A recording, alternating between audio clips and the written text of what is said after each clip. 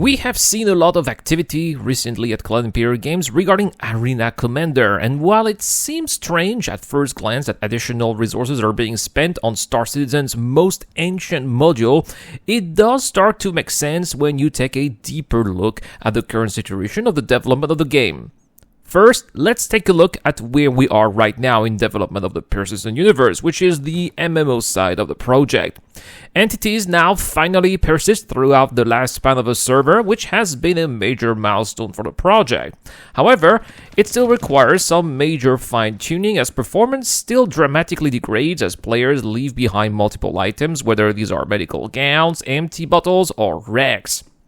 And the heavy load on the servers can be quite problematic, resulting in unresponsive NPCs, desynchronization, server crashes, and even worse, corruption of the database, invincible players, or even the inability for certain players to even enter a server because their characters are deemed unstowed.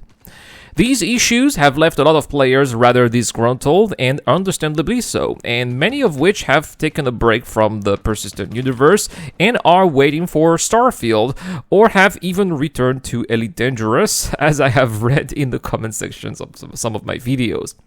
And of course, Cloud Imperial Games, being not as out of touch as some might believe here, are aware of this, and that is why we are seeing some serious changes in Arena Commander. Changes that, in my opinion, are going toward the right direction, as they are going to bring additional features that are going to give players an experience that's going to get much closer to what the Persistent Universe has to offer compared to where we previously had available.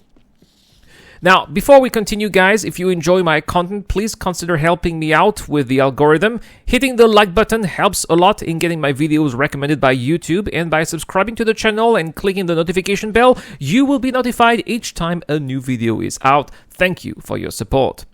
So, first, what is Arena Commander? Well, to make it short, it's the simulation within a simulation. It's a mode that allows players to enjoy Star Citizen without having to worry about the consequences of their actions and without the preparation time that is often needed when playing the game.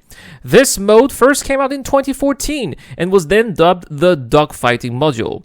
It allowed players to fight in two maps, either in Battle Royale mode or in Team Battle.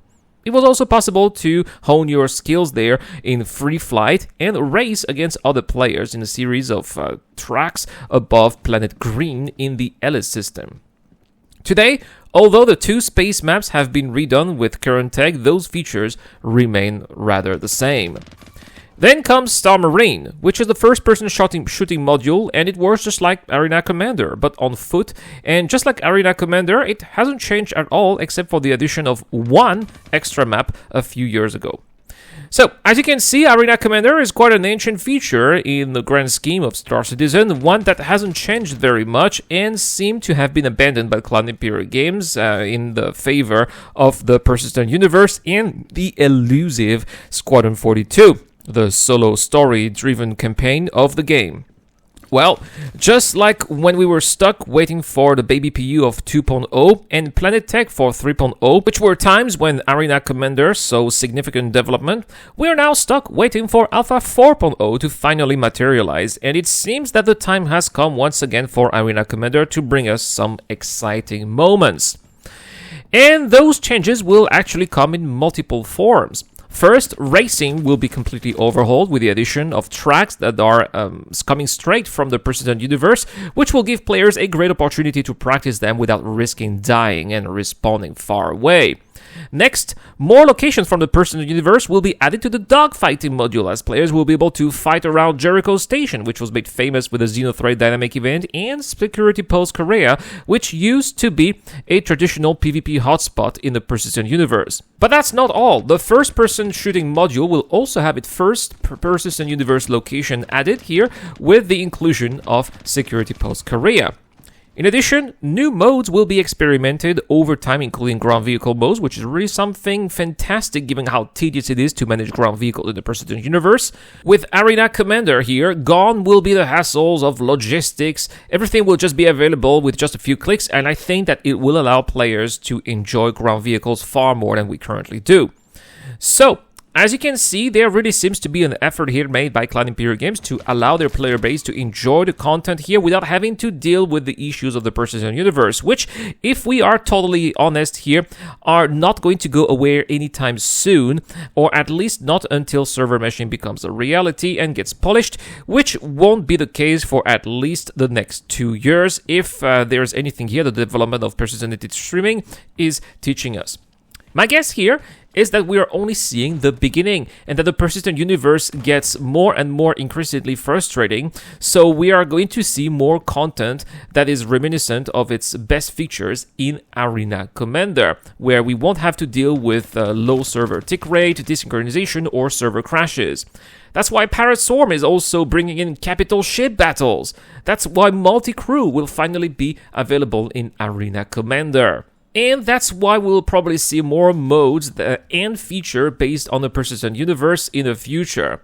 In Alpha 3.20, ground vehicles will be an experimental mode, but what if this essentially leads to a jump town mode where the team that captures the most packages over a certain amount of time wins? Well, we've seen maps around Security Post Korea and Jericho, but we could also be fighting above Area 18 or even between its skyscrapers. We could also end up fighting for the controlled Grimex, Ruin Station, or even inside a landing zone like the Commons on Macrotech or Leavden Square on Hurston. Given that these locations already exist and that they can put them in Arena Commander, the possibilities seem endless, and that is why, to me, until Alpha 4.0 finally comes out, the future of Star Citizen could very well reside in Arena Commander, and we will have the confirmation of that very soon in Alpha 3.20. This video was brought to you by the wonderful people who support this channel on Patreon or via the YouTube membership program. If you enjoy my content and you too wish to go the extra mile like Dr. Falbe, Deployable Infidel, or Zero Crusher, then you will find the links in the description of the video. Backers of the channel have access to monthly giveaways like this triple giveaway that we are giving away this month. You can also enter for free by joining our video sharing contest on Discord. Thank you so much for watching. It's been Erad here, and I will see you guys in the next one.